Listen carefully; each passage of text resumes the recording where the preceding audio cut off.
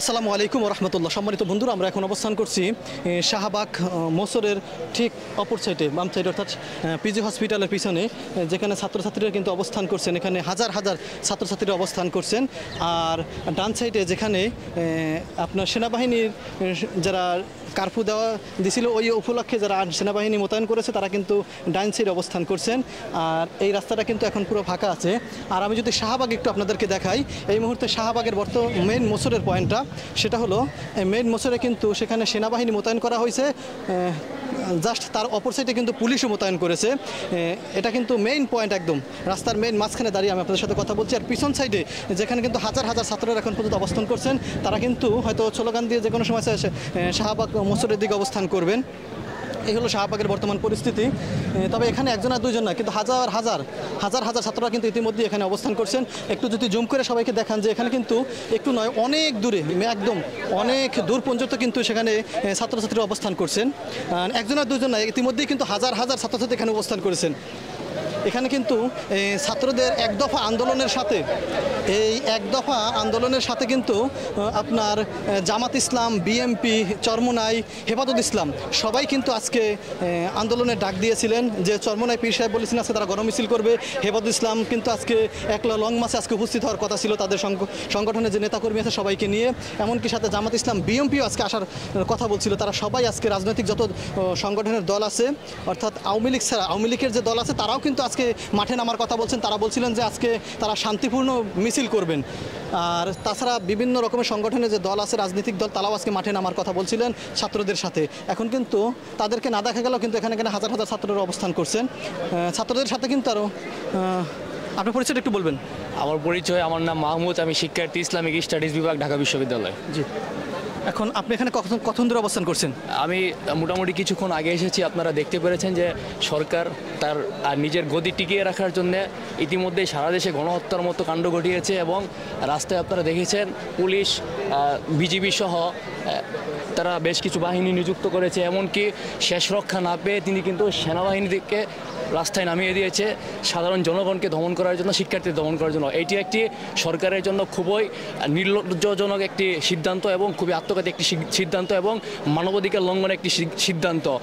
এই সিদ্ধান্তের প্রতিবাদ আমরা দেশবাসী রাজপথে আমরা জানাবো এবং রাজপথে আমরা এই সিদ্ধান্তের মোকাবেলা করব। যতক্ষণ পর্যন্ত এই দেশের জনগণের অধিকার না আদায় হয়, মানুষের অধিকার আদায় না হয়, ততক্ষণ পর্যন্ত এই দেশে একটা বিষয় জানার দরকার ছিল যে আপনাদেরকে সরকার কিন্তু বারবার ডাকছে, তার মন্ত্রীরা আপনাদেরকে ডাকছে, কিন্তু আপনারা কেন তার কথায় সাড়া দিচ্ছেন না?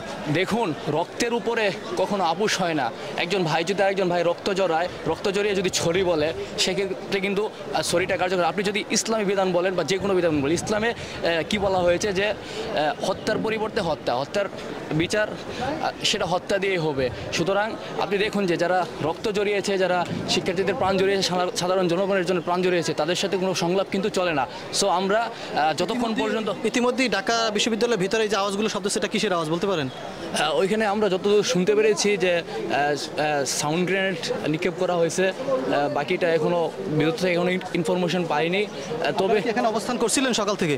আমরা শাহবাগে অবস্থান করিনি। আমরা ইনশাল্লাহ খুব শীঘ্রই আমরা রাজপথ দখলে নিব, আমরা সেই প্রস্তুতি নিচ্ছি।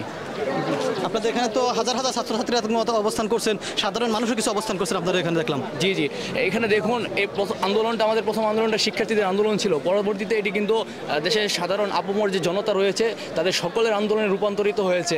কারণ সকলেই কিন্তু দীর্ঘ 15 বছর এই ফ্যাসিস্ট সরকারের যে অত্যাচার, নিপীড়ন এবং তাদের যে দুঃশাসন এবং যে তাদের যে লুটপাট, সেই লুটপাটের প্রতিবাদে কিন্তু মানুষ এখন আর তাদের নিজেদেরকে ঘরের ভিতরে বন্দি করে রাখতে পারছে না। সবাই কিন্তু তারা লাথি মেরে ঘর থেকে দরজা ভেঙে তারা বেরিয়ে চলে আসছে। অনেক শিক্ষার্থী আছে যাদের মা বাবা তাদেরকে জোর করে আটকে রাখার চেষ্টা করছে ঘর পরে, তারা কিন্তু সেখান থেকে জোর করেই তারা লাথি মেরে ঘরের তালা ভেঙে, দরজা ভেঙে তারা রাজপথে নেমে আসছে। সম্মানিত বন্ধুরা, আমরা একজন ছাত্র ভাইয়ের সাথে কথা বলছিলাম, কিন্তু ছাত্র ভাইয়ের কিন্তু কালকে সবাইকে জানিয়ে দিয়েছে যে তারা কিন্তু এই কার্ফিউ প্রত্যাখ্যান করেছে। তারা এই কার্ফিউ প্রত্যাখ্যান করে তারা কিন্তু রাজপথে নামবে এবং কি তারা কিন্তু কঠোর কর্মসূচি দিয়েছেন। সাথে সাথে তারা বলেছিলেন যে তারা কিন্তু গণভবন নাকি দখলে নেবেন, তারা বলেছিলেন। এখন এজন্য কিন্তু স্বরাষ্ট্রমন্ত্রী দেখলাম যে বলে দিছে, আর প্রধানমন্ত্রী আমাদেরকে অনেকগুলো কথা জানিয়েছেন যে তারা বলছে যে যারা কার্যকরী করতেছে রাস্তার ভিতরে, যারা গাড়ি পুড়িয়ে দিচ্ছে, আগুন জ্বালাচ্ছে, তারা নাকি রাস্তায় যারা নামছে তারা নাকি সবাই সন্ত্রাস। এ কথাটা বলছিলে, তাহলে এখানে প্রশ্নই থেকে যায় যে হাজার হাজার লক্ষ লক্ষ শিক্ষার্থী রাস্তায় নেমেছে, তারা তো সন্ত্রাস না সবাই, এদেশের মেধা তারা। দেখুন, সরকার আজকে আমি দেখলাম একটা নিউজে প্রধানমন্ত্রী তিনি বলেছেন যে এতদিন বা তাদের মন্ত্রীমশাই যারা রয়েছেন তারা বলেছেন যে এতদিন যারা রাজপথে ছিল তারা শিক্ষার্থী ছিল, এখন যারা আছে তারা নাকি জঙ্গি, তারা নাকি সন্ত্রাস। আপনি একটা জিনিস খেয়াল করে দেখুন, দেশে কিন্তু প্রায় 50%-এর উপর মানুষ অলরেডি রাজপথে নেমে এসেছে। আর কিছু মানুষ তারা অনেকেই পরিবারের চাপে বা বিভিন্ন চাপে তারা ঘর থেকে বের হয়ে আসতে পারছে না। তাহলে বাংলাদেশে যদি 50% মানুষ যদি জঙ্গিবাদ হয়ে যায়, তাহলে এই আওয়ামী লীগ দুঃশাসন সরকার বিগত 15 বছর তারা কি করলো, তারা কি জন্যে 50% দেশের জনগণ যে যদি জঙ্গি হয়ে থাকে তাহলে তারা কেন দমন করতে পারলো না? কিভাবে একটা দেশের 50%-এর বেশি শতাংশ মানুষ জঙ্গি হয়ে যায় মুহূর্তের ভিতরে? সম্মানিত বন্ধুরা, সময় যত গড়াচ্ছে ততই কিন্তু ছাত্রছাত্রী, সাধারণ মানুষ সহ বিভিন্ন নানা পেশার মানুষ কিন্তু এখানে অবস্থান করতেছেন। দেখেন একের পর এক কিন্তু তারা বাড়তিছে, কমতিছে না, বরঞ্চ তারা হয়তো যে কোনো সময় সামনের দিকে তারা মিছিল নিয়ে অগ্রসর হবে। তবে আরও কিছু মানুষের তারা অপেক্ষা করতেছেন, আরও বেশি জামায়াত হলে তারপরে তারা মেইন পয়েন্টে অর্থাৎ শাহবাগ মেইন পয়েন্টে কিন্তু ইতিমধ্যেই গাড়ি দেখতেন যে পুলিশের গাড়ি কিন্তু আসছে, সাথে কিন্তু সেখানে সেনাবাহিনী ছিল, সেনাবাহিনী সরে যাওয়ার পর সেখানে পুলিশ আসছিল। আর বাম সাইডে কিন্তু সেনাবাহিনীর অনেকগুলো গাড়ি অবস্থান করছেন, একের পর এক সেনাবাহিনীর গাড়ি অবস্থান করছেন। তারা কিন্তু বারবার এক কথাই বলছেন যে আপনারা ভিতরে চলে যান, আপনারা ভিতরে চলে যান, বারবার কিন্তু তারা একই কথা বলতেছেন। আচ্ছা, আপনি কি আর কিছু বলবেন? আমি আসলে সর্বশেষ যে কথাটা বলতে চাই সেটি হচ্ছে, পৃথিবীতে আজ পর্যন্ত কোনো ফেসিবাদ, কোনো স্বৈরশাসক তার সেনাবাহিনী বা তাদের যে সন্ত্রাস বাহিনী, ব্যক্তিগত দলীয় বাহিনী যারা আছে তাদেরকে দিয়ে কখনোই ক্ষমতা টিকিয়ে রাখতে পারেনি। সুতরাং আমার বিশ্বাস, আমার দেশের এই মুহূর্তে 95% জনগণের বিশ্বাস এই ফ্যাসিস্ট সরকার তারা তাদের গদি টিকিয়ে রাখতে পারবে না। সেটা আজ হোক বা কাল হোক, হয়তো বা একদিন বা দুদিন আগে হতে পারে বা একদিন বা 2 দিন পরে হতে পারে, তাদের কিন্তু আত্মসমর্পণ করতেই হবে। সো তাদের প্রতিও আমার একটা উদাত্ত আহ্বান থাকবে, তারা যেন সম্মানের সহিত, তারা যেন শৃঙ্খলার সাথে এই আত্মসমর্পণটা আগেভাগে করে ফেলে। বরং তারা যতই দেরি করবে ততই কিন্তু তাদের জন্য সমস্যা, জনগণেরও কিছু ক্ষয়ক্ষতি হবে। কিন্তু মূলত তাদের সমস্যাটাই বেশি, কারণ তারা কিন্তু তাদের পরবর্তীতে নিজেদের যে সেফটির যে ব্যাপারটা আছে, তার সেফ এক্সিটের যে ব্যাপারটা আছে সেটি কিন্তু তারা খুঁজে পাবে না। এখন আমরা যদি একটু পিছনেটা দেখান, পিছনে কিন্তু মানুষ বাড়তেছেই, শুধু কমতেছে না। আমি পিছন থেকে আপনাদেরকে যদি একটু পুরোটা দেখাইতে চাই, একটু আসেন। এখানে ঢাকা শেখ মুজিব মেডিকেল বিশ্ববিদ্যালয়ের, বঙ্গবন্ধু মেডিকেল বিশ্ববিদ্যালয় কিন্তু পিছনের সাইড, আপনি যদি একটু দেখাই, জায়গা একটু পুরোটা দেখান। একটু যদি পুরোটা আপনারা দেখেন যে ইতিমধ্যেই কিন্তু সময় যত গড়াচ্ছে তত কিন্তু ছাত্রছাত্রী, সাধারণ মানুষ সহ নানা পেশার মানুষ কিন্তু এখানে অবস্থান করতেছেন। তারা কিন্তু এই কারফিউকে প্রত্যাখ্যান করেছেন। যদি বাংলাদেশে সেভাবে চলমান কারফিউ দিয়ে থাকতো তাহলে কিন্তু এত ছাত্রছাত্রী, সাধারণ মানুষ, নানা পেশার মানুষ কিন্তু এখানে অবস্থান করতে পারতেন না।